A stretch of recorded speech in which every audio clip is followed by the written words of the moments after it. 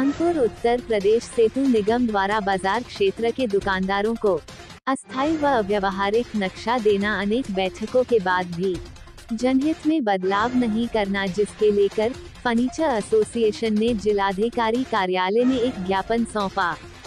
हम जरीब चौकी से घंटाघर तक फैले फर्नीचर और थोक व्यापार क्षेत्र के दुकानदार आपके समक्ष अपनी गहरी चिंता और असंतोष प्रकट कर रहे हैं।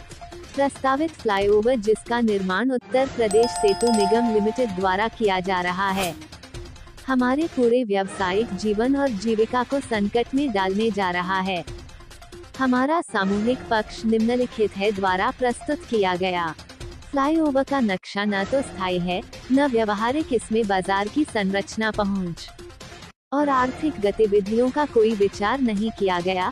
हमने कई बार अधिकारियों से मिलकर बैठकें की, सुझाव दिए और आपत्तियां दर्ज कराई, लेकिन न तो किसी तरह का संशोधन किया गया और न ही व्यापारिक हितों को ध्यान में रखा गया। निर्माण के दौरान आवाजाही और ट्रांसपोर्ट बाधित होगी, जिससे सैकड़ों दुकानों का संचालन सालों तक प्रभावित रहेगा।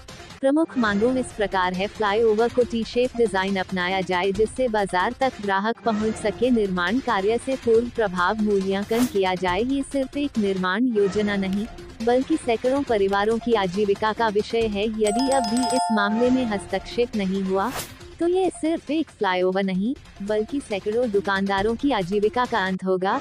इसकी पूरी जिम्मेदारी फिर शासन प्रशासन की अनदेखी और यूपीएसबीसी की अड़ियल कार्यशैली पर होगी।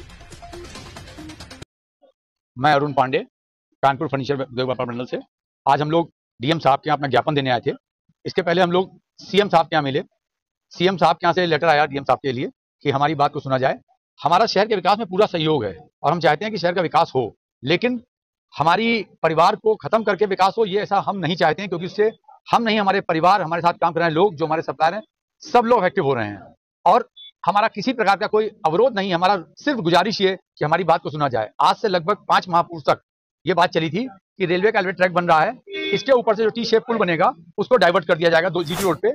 लेकिन अभी 4-5 महीने पहले उसको उन्होंने घंटाघर रोड पे उतार दिया है, जिसका सभी व्यापारी विरोध कर रहे हैं। और जिसका अल्टरनेट भी है कि इसकी सुनवाई अगर उसको ना करके हम जीटी रोड से ही मिला देंगे, तो किसी प्रकार का कोई नुकसान, किसी प्रकार का कोई ट्रैफिक जाम नहीं होगा।